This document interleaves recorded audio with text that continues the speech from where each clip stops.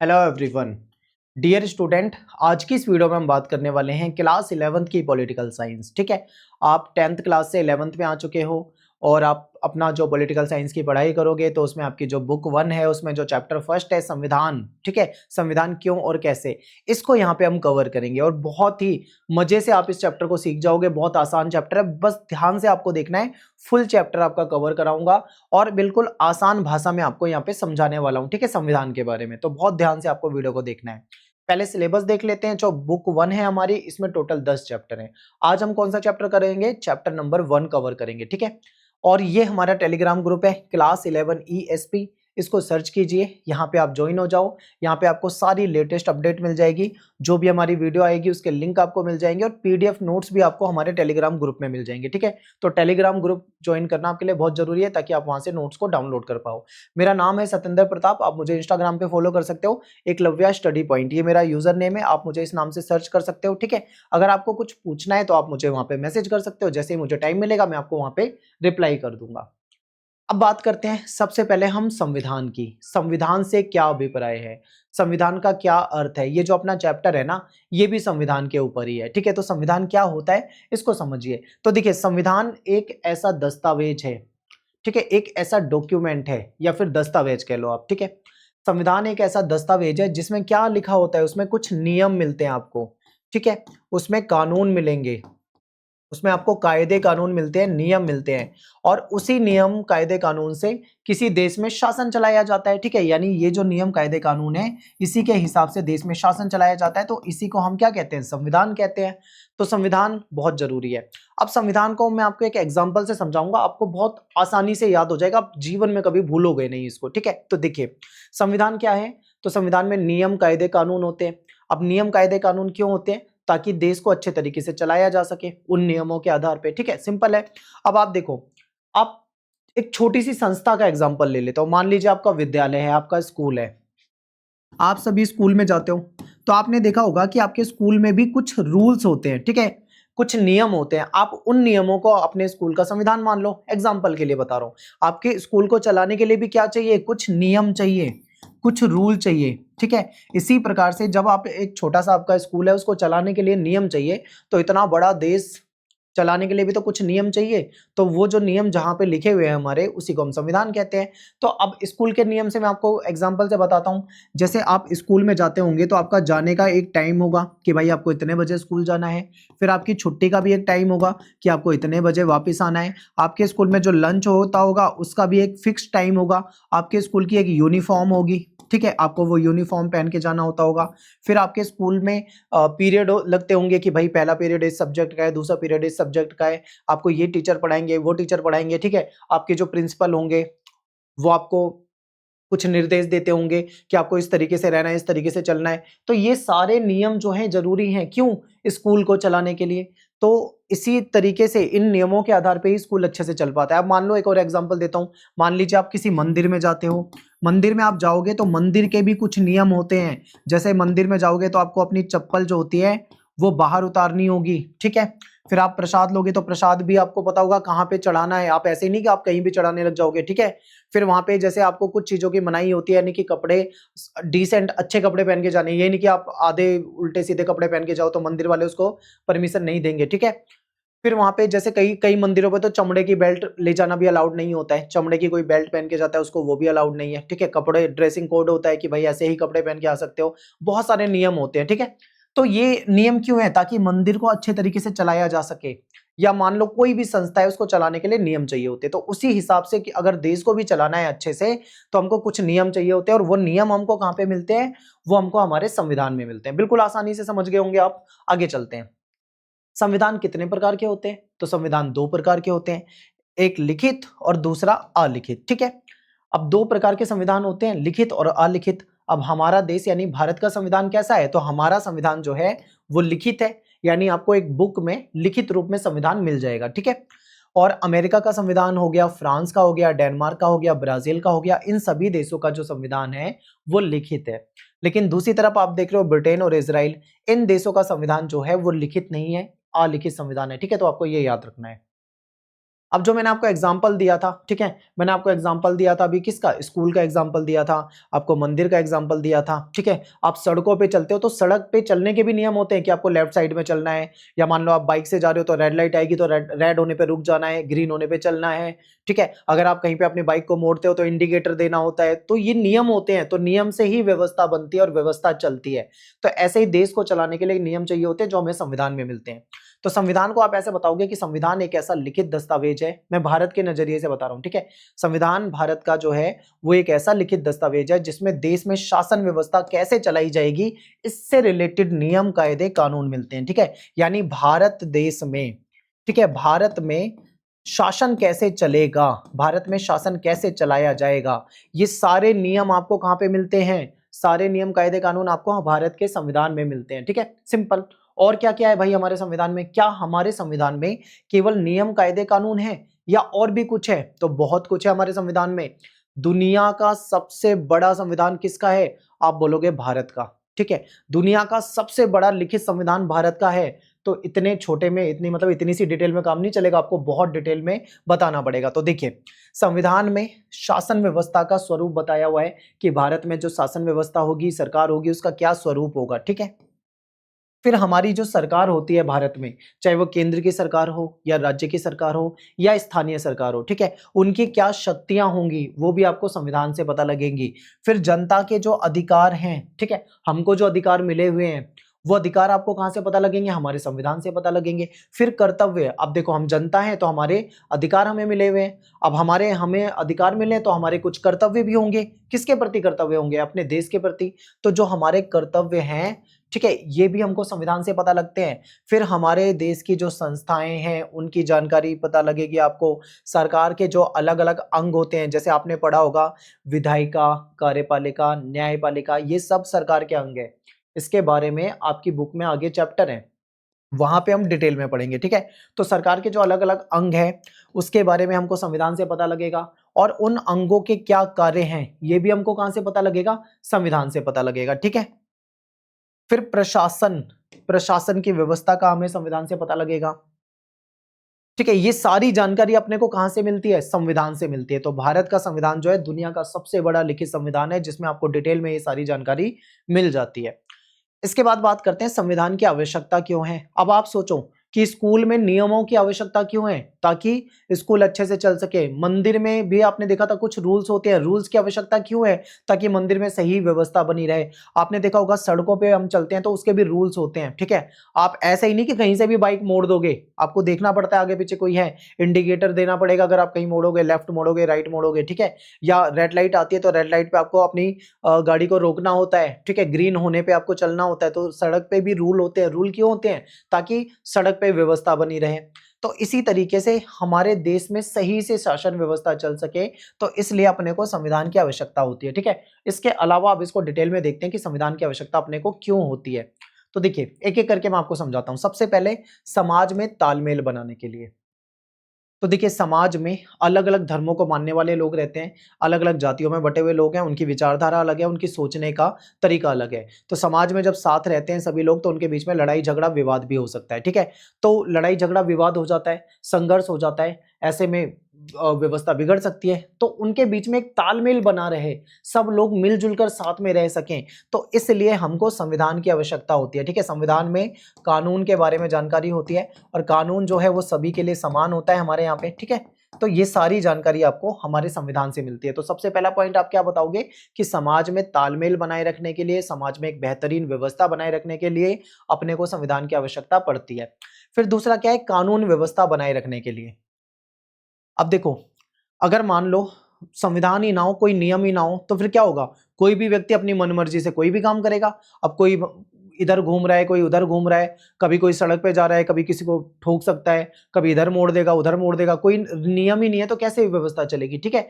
तो इसीलिए कानून व्यवस्था जो है वो लिखित में आपको मिलेगी हमारे संविधान में, और जो कानून व्यवस्था है उसको कैसे बनाए रखना है, कैसे लागू करना है, वो सारी जानकारी आपको मिलती है। तो संविधान जो है ना वो कानून व्यवस्था को बनाए रखने के लिए भी जरूरी है। अगर संविधान नहीं होगा तो देश चलेगा नहीं किसी का, ठीक है। संविधान के हिसाब से ही देश चलता है, संविधान ही नहीं होगा तो देश में कानून व्यवस्था भी नहीं रहेगी, ठीक है। तो इसलिए हमको संविधान की आवश्यकता है। इसके अलावा न्यायपूर्ण समाज की स्थापना के लिए एक बेहतरीन समाज चाहिए, समाज में सभी को न्याय मिल सके, सबके साथ समानता हो, ठीक है, किसी के साथ भेदभाव ना हो, किसी के साथ गलत ना हो। तो इसलिए भी अपने को एक महत्वपूर्ण संविधान की आवश्यकता होती है, ठीक है, ताकि न्यायपूर्ण समाज की स्थापना की जा सके। फिर है शासन व्यवस्था को चलाने के लिए। अब सरकार जो शासन चलाती है हमारी, वो किस हिसाब से चलाती है? संविधान के हिसाब से चलाती है। तो संविधान नहीं होगा तो सरकार शासन कैसे चलाएगी, ठीक है। तो फिर वहां तो तानाशाही आ जाएगी। तो इसीलिए हम कहेंगे कि संविधान की आवश्यकता इसलिए भी पड़ती है ताकि देश में बेहतरीन शासन व्यवस्था चल सके, ठीक है। नेक्स्ट देखते हैं सत्ता के दुरुपयोग को रोकने के लिए। अब देखो, संविधान सबसे इंपॉर्टेंट है। सत्ता जो है, हमारी सरकार जो है, वो अपनी शक्तियों का दुरुपयोग ना करे, इसलिए भी संविधान जरूरी है। क्योंकि संविधान में सरकार को शक्तियां मिली हुई है, ठीक है। संविधान के हिसाब से सरकार जो होती है उसको क्या मिली हुई है? शक्तियां मिली हुई है। अगर वो व्यक्ति यानी सरकार का कोई व्यक्ति अपनी शक्तियों का दुरुपयोग करेगा तो संविधान उसको रोकेगा, ठीक है। तो संविधान जो होता है वो सत्ता के दुरुपयोग होने से भी बचाता है, हमारी लोकतांत्रिक सरकार को तानाशाह होने से भी बचाता है। तो ये आपको समझना है। तो ये सारी बातें आप बता सकते हो, ठीक है। अब बात करेंगे भारतीय संविधान सभा का गठन। तो हमारी संविधान सभा का गठन देखते हैं। यानी जब हमारा देश आजाद हो गया था तो हमें अपने देश के संविधान की आवश्यकता थी। तो इससे पहले, देश की आजादी से पहले ही संविधान सभा के गठन का काम जो था वो शुरू हो चुका था, ठीक है। तो चलो इसको देखते हैं एक बार। तो देखिए, भारतीय संविधान का निर्माण जो था, संविधान का निर्माण कैबिनेट मिशन योजना के अकॉर्डिंग हुआ था। जुलाई 1945 में ब्रिटेन में नई सरकार आई थी जो लेबर पार्टी की सरकार थी।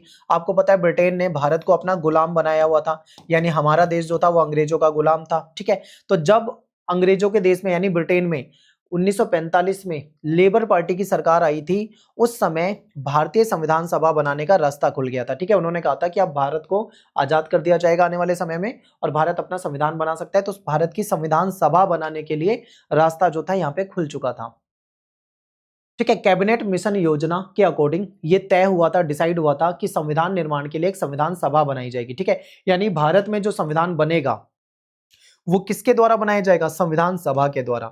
संविधान सभा का मतलब क्या है कि बहुत सारे लोग मिलकर संविधान बनाएंगे। कोई एक व्यक्ति संविधान नहीं बनाएगा, बल्कि बहुत सारे लोग मिलकर संविधान बनाएंगे। इन सारे लोगों को सामूहिक रूप से हम संविधान सभा कहते हैं। और ठीक है, ये सबका काम क्या था? जो संविधान सभा के मेंबर थे उनका काम था हमारे देश के लिए संविधान बनाना। तो ये डिसाइड हो गया था, ठीक है, कैबिनेट मिशन योजना के तहत। फिर आगे समझते हैं। अब संविधान सभा का स्ट्रक्चर क्या होगा, संविधान सभा का की संरचना क्या होगी, इसको देख लेते हैं। बहुत ध्यान से आपको समझना है। तो देखिए, संविधान सभा में कुल सदस्यों की संख्या 389 होगी, ठीक है, 389 होगी, ये डिसाइड किया गया था।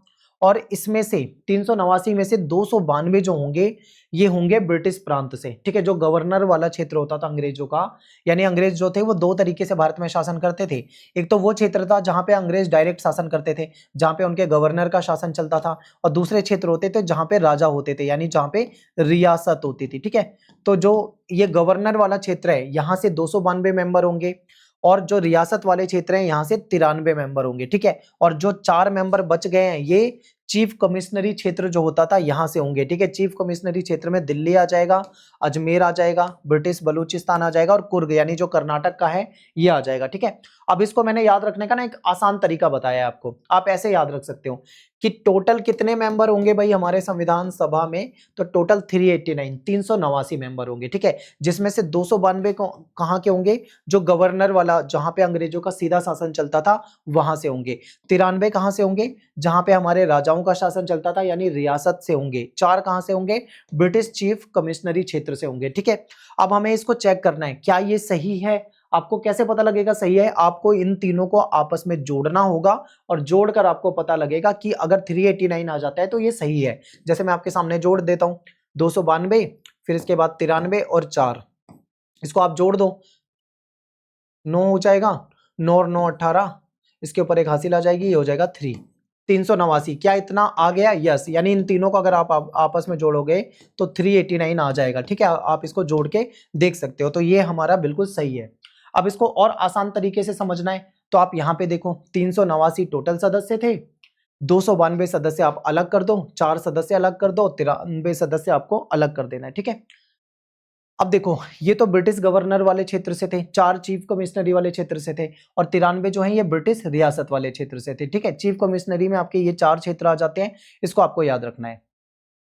अब ब्रिटिश जो प्रांत थे, यानी जहां पे अंग्रेज सीधा शासन करते थे, उसके प्रत्येक प्रांत को उनकी जनसंख्या के अनुपात में संविधान सभा में स्थान दिया गया था। ठीक है, यानी जो जनसंख्या थी उसके अनुपात में एक मेंबर भेजा गया था। कितने की जनसंख्या पे? यानी 10 लाख की जनसंख्या पे। ठीक है, 10 लाख की जनसंख्या पे एक सीट बनाई गई थी जो कि संविधान सभा के लिए थी। अब यहाँ पे आपको यह भी समझना है कि प्रत्येक प्रांत, हर एक प्रांत की जो सीटें थी उसको 3 प्रमुख समुदायों में बांट दिया गया था। यानी जो हर प्रांत की जो सीट थी वहां पे 3 कैटेगरी बना दी गई थी। एक तो जनरल कैटेगरी थी, ठीक है, एक सिख कैटेगरी थी और एक मुस्लिम कैटेगरी थी। तो इस तरीके से 3 कैटेगरी में इन्होंने बांट दिया था। ठीक है, एक तो जनरल कैटेगरी हो जाएगी, एक सिख कैटेगरी हो जाएगी और एक मुस्लिम कैटेगरी हो जाएगी। यानी इस आधार पर इन्होंने इसको बांटा था। माउंटबेटन योजना के अनुसार भारत पाकिस्तान का विभाजन तय हुआ। अब क्या हुआ? शुरू में नहीं पता था कि देश आजाद होएगा तो देश का बंटवारा हो जाएगा, देश का विभाजन हो जाएगा। लास्ट में क्या होता है, जब जैसे जैसे देश आजाद होने का समय आता है, 1947 नजदीक आता है, तो ये बात क्लियर हो जाती है कि अब देश का बंटवारा होगा। क्योंकि उस समय में अगर आप ध्यान से देखोगे तो उस समय में क्या हुआ था, उस समय में मुस्लिम जो थे उन्होंने कहा था कि हमको अपना अलग देश चाहिए पाकिस्तान, वो भारत में नहीं रहेंगे। ठीक है, तो ये हो गया। तो लास्ट में डिसाइड हुआ कि माउंटबेटन योजना के अनुसार भारत पाकिस्तान का विभाजन होगा, यानी कि बंटवारा कर दिया जाएगा। ठीक है, और उसके परिणाम स्वरूप क्या हुआ, पाकिस्तान के सदस्य जो थे संविधान सभा के सदस्य नहीं रहे। क्योंकि अब जो जिन्होंने, यानी मुस्लिम लीग ने ये बोल दिया कि हम तो पाकिस्तान में जाएंगे, हम तो अपना अलग संविधान बनाएंगे, हमें इस संविधान सभा में नहीं रहना। उन्होंने संविधान सभा का बहिष्कार कर दिया। यानी जो टोटल 389 सदस्य थे, ठीक है, इसमें से जो मुस्लिम लीग के सदस्य थे वो चले गए बाहर, माइनस कर दिए गए। ठीक है, तो कितने सदस्य बचे आपको यहाँ पे देखना है। देखिए, पहले कितने सदस्य थे? टोटल 389 थे। अब मुस्लिम लीग जो थी वो चली गई, उसने बोला कि हमें नहीं रहना यहाँ पे, हमें तो अपना अलग संविधान बनाना है, अलग देश चाहिए, पाकिस्तान की मांग करी, तो वो चले गए। तो लास्ट में कितने बचे? 299। यानी 299 सदस्य जो थे इन्होंने भारत का संविधान बनाया था। ठीक है, ये आपको याद रखना है। ठीक है, यानी कि जब मुस्लिम लीग चली गई तो 299 हमारी सदस्यों की संख्या रह गई थी। लेकिन जिस दिन संविधान बनकर तैयार हो गया था 26 नवंबर 1949 को, ठीक है, उस दिन संविधान सभा में 284 सदस्य ही प्रेजेंट थे। यानी उस दिन इतने ही सदस्य आए थे, इन्हीं के सिग्नेचर हुए संविधान में। ठीक है, इन्होंने ही अंतिम रूप में जो संविधान जो पारित हुआ था उसमें सिग्नेचर करे थे, ये भी आपको याद रखना है। यानी कि पहले कितने मेंबर थे? 389। फिर मुस्लिम लीग वहां से चली गई तो कितने बचे? 299। लेकिन लास्ट में जिस दिन संविधान बन चुका था, सिग्नेचर हुए, उस दिन कितने सदस्य थे? 284, यानी 284। ठीक है, इन्होंने क्या करा था? उस पर सिग्नेचर किया था। ठीक है, तो ये आपको क्या करना है, यहाँ पे याद रखना है। सिंपल है बिल्कुल। आगे चलते हैं। अब हम बात करेंगे भारतीय संविधान का निर्माण, हमारा टॉपिक है। तो देखिए, संविधान सभा की जो हमारी सबसे पहली बैठक हुई थी, आपको ये डेट याद रखनी है। यानी संविधान सभा की सबसे पहली बैठक हुई थी 9 दिसंबर 1946 को। और 9 दिसंबर 1946 को जब सबसे पहली बैठक हुई थी, इसी समय में डॉक्टर सच्चिदानंद सिन्हा, इनको संविधान सभा का अस्थायी अध्यक्ष बनाया गया था। अस्थायी अध्यक्ष का मतलब है टेम्परेरी। ठीक है, बाद में इनको हटा दिया गया। परमानेंट किसको बनाया गया? डॉक्टर राजेंद्र प्रसाद को। तो ये आपको याद रखना है, ये एक बुजुर्ग, ठीक है, बुजुर्ग नेता थे। इनको एक अस्थायी तौर पे क्या बना दिया गया था? संविधान सभा का अध्यक्ष बनाया गया था। ठीक है, फिर क्या होता है, अगली बैठक होती है 11 दिसंबर 1946 को। यानी बस एक बैठक के लिए ही इनको बनाया गया था, ठीक है, अध्यक्ष। फिर नेक्स्ट बैठक होती है 11 दिसंबर 1946 को। यहाँ पे डॉक्टर राजेंद्र प्रसाद जो थे, इनको संविधान सभा का स्थायी अध्यक्ष बना दिया गया था। तो आपके पेपर में क्वेश्चन आता है कि बताइए संविधान सभा के स्थायी और अस्थायी अध्यक्ष कौन है? तो स्थायी अध्यक्ष की बात करें तो आपको डॉक्टर राजेंद्र प्रसाद बताना है। ठीक है, अस्थायी अध्यक्ष की बात करें तो डॉक्टर सच्चिदानंद सिन्हा, ये आपको याद रखना है। फिर संविधान सभा की जो तीसरी बैठक थी वो हुई थी 13 दिसंबर 1946 को। और तीसरी बैठक जो है ये बहुत ज्यादा इंपॉर्टेंट है, पेपर में यहां से क्वेश्चन आता है। तो तीसरी बैठक में इंपॉर्टेंट क्या है? इसमें इंपॉर्टेंट ये है कि इस बैठक में पंडित जवाहरलाल नेहरू जो थे, इन्होंने संविधान सभा के सामने उद्देश्य प्रस्ताव प्रस्तुत किया था। अब ये उद्देश्य प्रस्ताव क्या है? ये हमारे संविधान का ब्लूप्रिंट है। ठीक है, ब्लूप्रिंट का मतलब है खाका है, यानी कि हमारा संविधान कैसा होगा, हमारे संविधान में क्या क्या बातें होंगी, वो बातें आपको उद्देश्य प्रस्ताव में मिलेगी, जो कि नेहरू जी ने 13 दिसंबर 1946 की जो मीटिंग थी, बैठक थी, इसमें प्रस्तुत किया था। ठीक है, उद्देश्य प्रस्ताव जो इन्होंने प्रस्तुत किया था उसको 22 जनवरी 1947 को संविधान सभा ने एक्सेप्ट कर लिया, यानी स्वीकार कर लिया।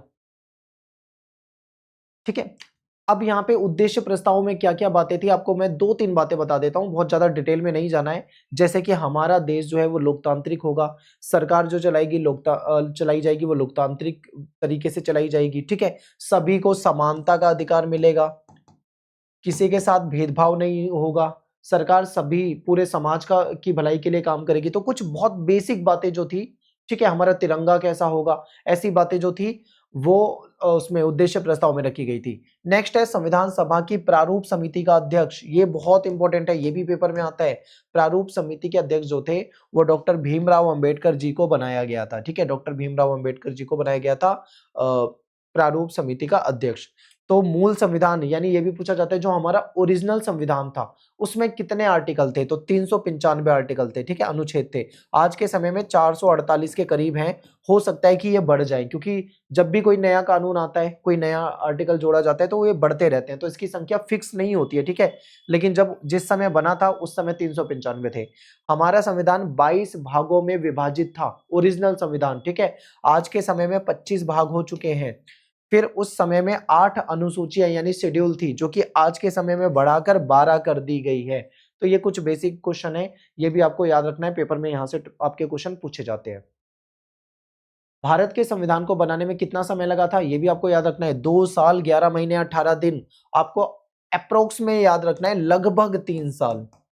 ठीक है, आप याद रख सकते हो लगभग 3 साल का समय, और एग्जैक्ट याद रखना है तो आप इसको 2 साल 11 महीने 18 दिन बोलोगे। ठीक है, इसमें कितनी बैठक हुई थी, तो 166 मीटिंग हुई थी। 26 नवंबर 1949 को अपना संविधान जो था वो बनकर तैयार हो गया था। ठीक है, लेकिन इसको पूरी तरीके से लागू उस समय नहीं किया गया था 26 नवंबर 1949 को। इस समय केवल ये बन के तैयार हुआ था, इसको लागू किया गया था 26 जनवरी 1950 को। तो ये डेट इंपॉर्टेंट है। अब आपसे पेपर में ये भी पूछा जाता है कि हमारा संविधान कब बनकर तैयार हुआ, तो आप ये डेट बताओगे 26 नवंबर 1949, और कब लागू हुआ तो आपको बताना है 26 जनवरी 1950। ठीक है, तो ये चीजें याद रखनी है।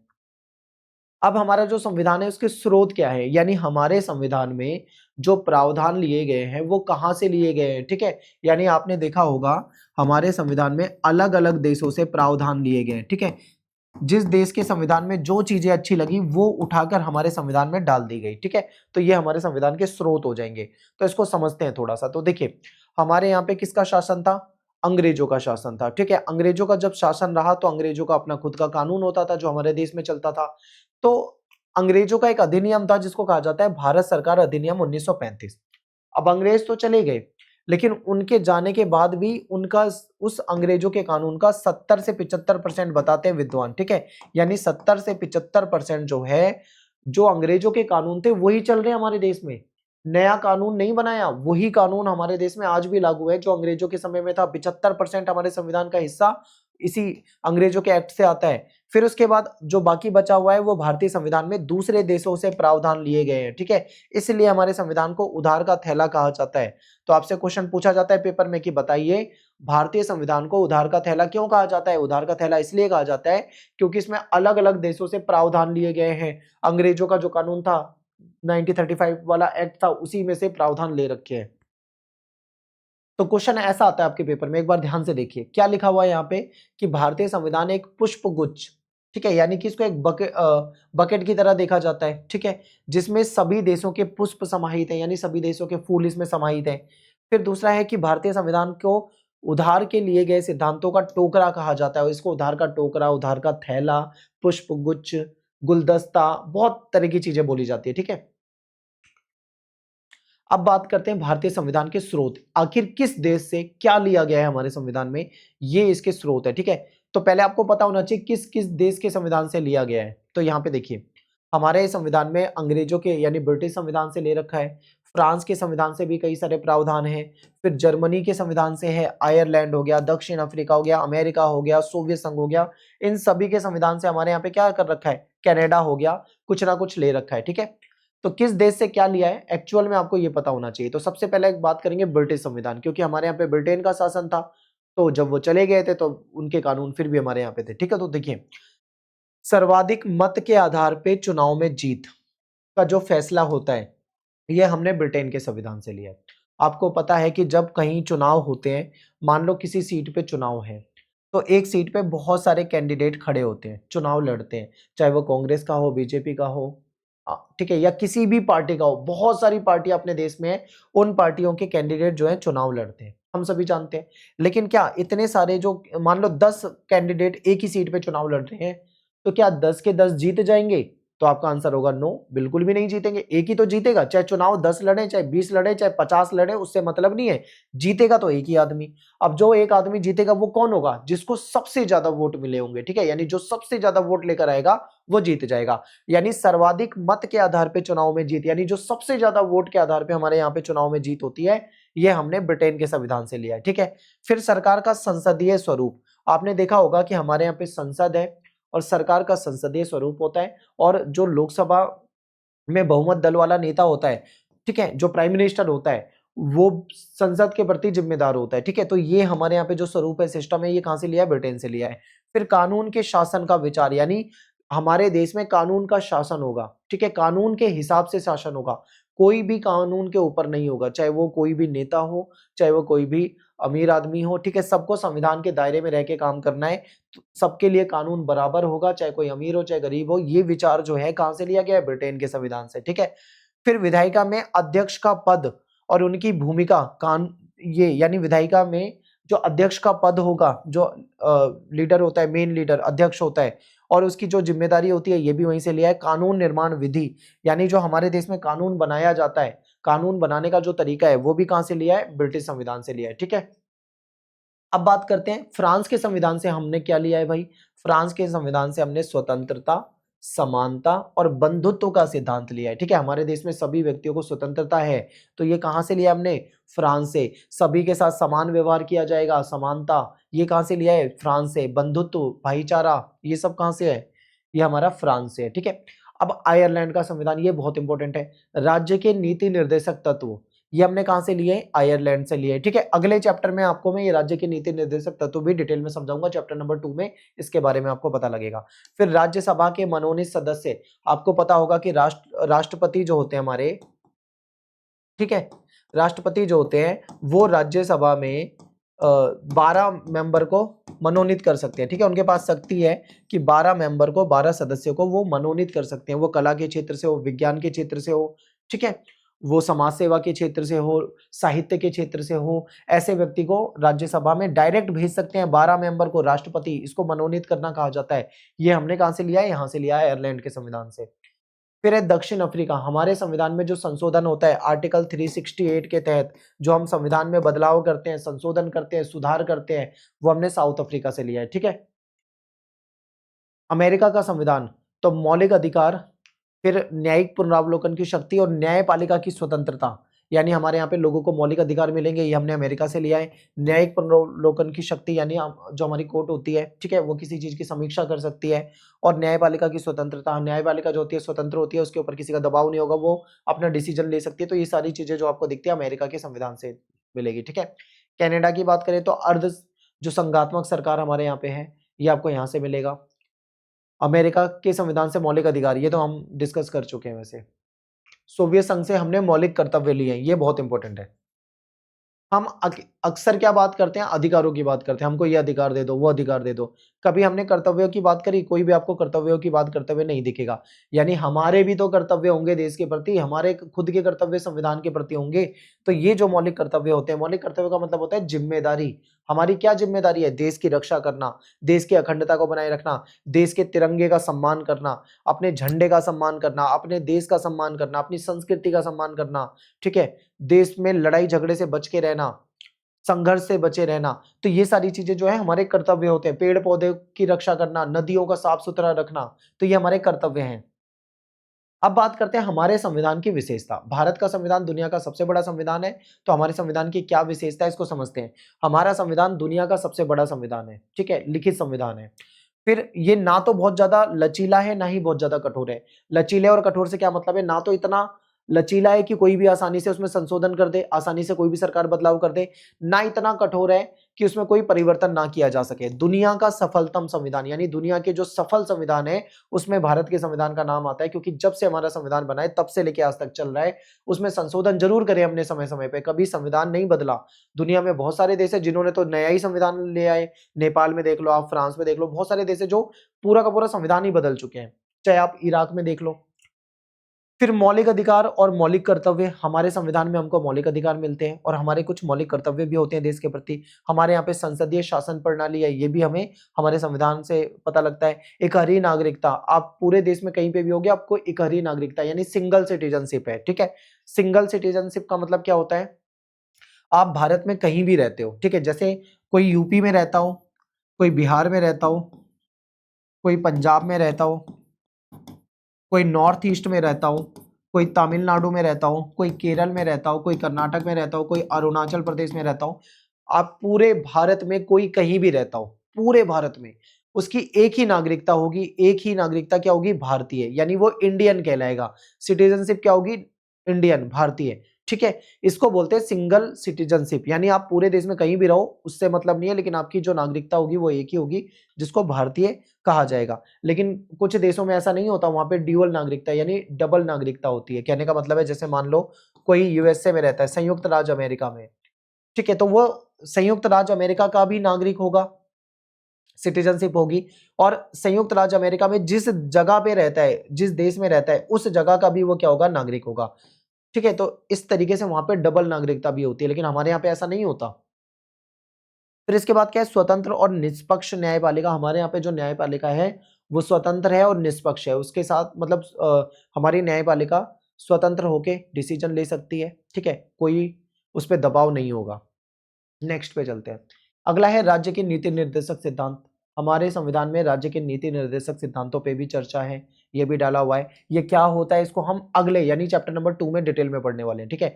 फिर सार्वभौमिक मताधिकार, यानी हमारे देश में सभी को वोट देने का अधिकार होगा जो भारत के नागरिक होंगे, जिनकी 18 साल की एज हो चुकी होगी, ठीक है। जो 18 प्लस हो चुका होगा उसको वोट देने का अधिकार है, चाहे वो महिला है, चाहे वो पुरुष हो, चाहे वो ठीक है किसी भी जाति का हो, किसी भी धर्म का हो, कोई भी रंग रूप हो, कोई भी कल्चर हो, वो वोट दे सकता है। नेक्स्ट है धर्मनिरपेक्षता। तो धर्मनिरपेक्षता जो है हमारे यहाँ पे राज्य का यानी सरकार का कोई धर्म नहीं होगा, सभी धर्मों को समान माना जाएगा, किसी धर्म के साथ कोई भेदभाव नहीं होगा, सबको पूजा पाठ करने का अधिकार होगा, ठीक है। इसको धर्मनिरपेक्षता कहते हैं। नेक्स्ट है सामाजिक न्याय। हमारे यहाँ पे सभी को समाज में बराबर माना जाएगा, सभी के साथ न्याय होगा, किसी के साथ भेदभाव नहीं होगा, छुआछूत, अस्पृश्यता, ठीक है, जाति धर्म के आधार पे भेदभाव, ये सब नहीं होगा। फिर संशोधन प्रणाली। हमारा संविधान ऐसा संविधान है जिसमें संशोधन भी किया जा सकता है, यानी आवश्यकता पड़ने पे उसमें बदलाव किया जा सकता है, ठीक है। फिर राष्ट्रीय एकता। तो ये कुछ पॉइंट आप बता सकते हो। तो ये जितना मैंने बताया ये सब हमारे संविधान की विशेषता है। अब इसी चीज को मैं वापस आपके सामने लिख देता हूं, तो आप यहाँ इस तरीके से भी प्रेजेंट कर सकते हो, ठीक है। देखो जो चीजें मैंने बताई थी वो सारी चीजें आपको यहाँ पे भी लिख दी है। अब बात करेंगे कि संविधान जो होता है उसके मेन काम क्या होते हैं, संविधान का प्रमुख कार्य क्या होता है। तो संविधान का मुख्य कार्य जो होता है वो होता है वह आधारभूत नियमों का ऐसा समूह उपलब्ध कराए जिससे समाज के सदस्यों में न्यूनतम तालमेल और विश्वास बना रहे। यानी संविधान का मुख्य कार्य है कि जनता को एक ऐसा, ठीक है, ऐसे नियम उपलब्ध कराने, ऐसे कानून उपलब्ध कराने हैं जिससे कि समाज में तालमेल बना रहे, लोग आपस में मिलजुल कर रह सके, एक दूसरे के साथ संघर्ष ना करें, ठीक है। तो ऐसा संविधान होना चाहिए। फिर नेक्स्ट पॉइंट है समाज में फैसला लेने की शक्ति किसके पास होगी। संविधान ये भी निर्धारित करता है कि सरकार किस प्रकार निर्मित होगी, कैसे बनेगी और सरकार कैसे काम करेगी, ठीक है। यानी कि समाज में डिसीजन लेने की शक्ति किसके पास होगी, ठीक है, ये कौन तय करेगा, ये हमारा संविधान तय करता है। सरकार कैसे बनेगी, सरकार की क्या शक्तियां होंगी, सरकार कैसे काम करेगी, सरकार क्या कर सकती है, सरकार क्या नहीं कर सकती है, ये भी हमारा संविधान डिसाइड करता है, ठीक है। तो ये संविधान का काम होता है।